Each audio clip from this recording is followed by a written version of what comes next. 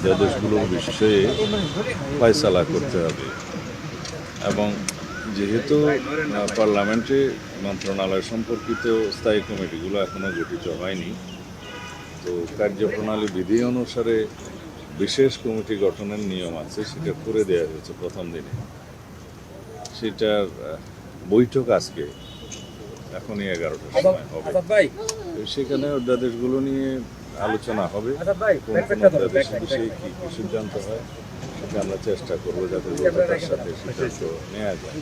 মানে বিগত 133টি অধ্যাদেশের মধ্যে বেশ কিছু অধ্যাদেশ কিন্তু আপনার সংবিধানের সাথে সাংঘর্ষিক, আর পাশাপাশি যে 24 পরবর্তী যে জন আকাঙ্ক্ষা সে বিষয়টিও রয়েছে। আসলে এই দুটোর মধ্য থেকে সঠিক সিদ্ধান্তটা কিভাবে নেবেন, আসলে কোনগুলোকে প্রায়োরিটাইজ করবেন? আমরা জনপ্রত্যাশা,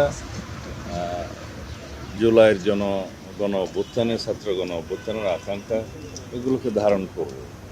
যেমন কিছু অধ্যাদেশ আছে, এখানে জুলাই যোদ্ধাদের তাদেরকে সেই নামে অভিহিত করা হয়েছে। গণ অভ্যুত্থানে যারা নেতৃত্ব দিয়েছে, অংশগ্রহণ করেছে, সেই বিষয়ে ইনডেমনিটি দেওয়ার একটা বিষয় অধ্যাদেশ আছে, যেমন এইগুলোকে আমরা গ্রহণ করব।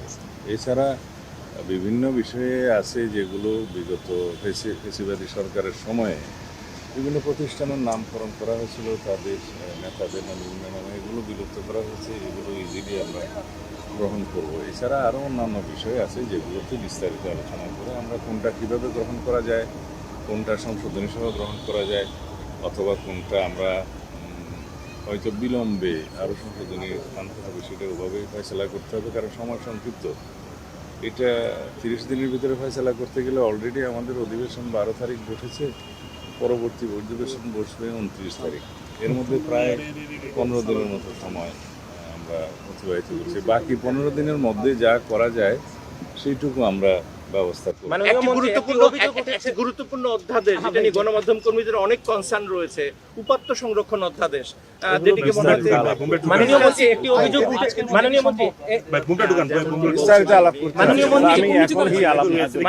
একটি অভিযোগ উঠেছে, তেল না পেয়ে পেট্রোল পাম্প ভাঙচুরের অভিযোগ উঠেছে, এই বিষয়টি আপনারা কিভাবে দেখছেন?